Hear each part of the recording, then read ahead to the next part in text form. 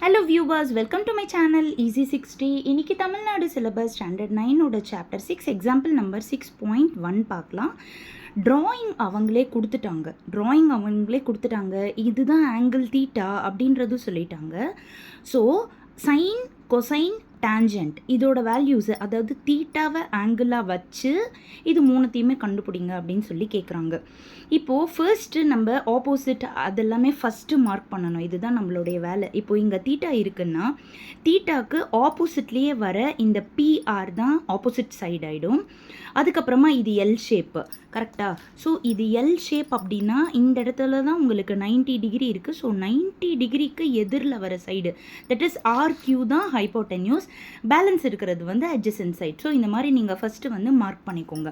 Mark பண்ணிவிட்டு இப்போ sine தீட்டாவோட formula opposite side by hypotenuse. So opposite வந்து பிஆர், ஹைப்போடென்யூஸ் வந்து RQ. So PR by RQ. So அதோட வேல்யூஸ் வந்து 35/37. கேன்சல் பண்ண முடியாது, ஸோ அப்படியே விட்டுருங்க. காஸ் தீட்டா இதோட ஃபார்முலா adjacent by hypotenuse.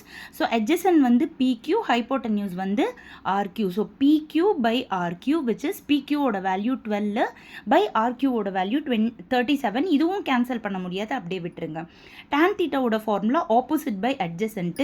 இங்கே தான் எழுதியிருக்கோம். ஆப்போசிட் வந்து PR டிவைடட் பை adjacent வந்து PQ. ஸோ பிஆரோட வேல்யூ வந்து 35 டிவைடட் பை பிக்யூவோட வேல்யூ வந்து 12. That's all. ரொம்ப ஈஸியான சம். ஃபார்முலாஸ் நல்லா தெரிஞ்சிருக்கணும். ஆங்கிள் வந்து இவங்களே மார்க் பண்ணிட்டாங்க. ஸோ ஆங்கிள் மார்க் பண்ணதுமே ஆப்போசிட், ஹைப்போடென்யூஸ், அட்ஜசன்ட் இதெல்லாமே நீங்கள் மார்க் பண்ணிட்டு ஃபார்முலா எழுதி சப்ஸ்டியூட் பண்ணால் ரொம்ப சிம்பிளாக முடிஞ்சிடும் இந்த sum. Hope you all understood. So long ஷார்ட்டில் ஒரு வாட்டி ஃபுல் சம் காமிச்சிடுறேன். இதுதான் அந்த சம்மோட ஃபுல் ஷார்ட்டு. ஸோ பிடிச்சிருந்தா லைக் பண்ணுங்கள், ஷேர் பண்ணுங்கள், சப்ஸ்கிரைப் பண்ணுங்கள். Thank you viewers.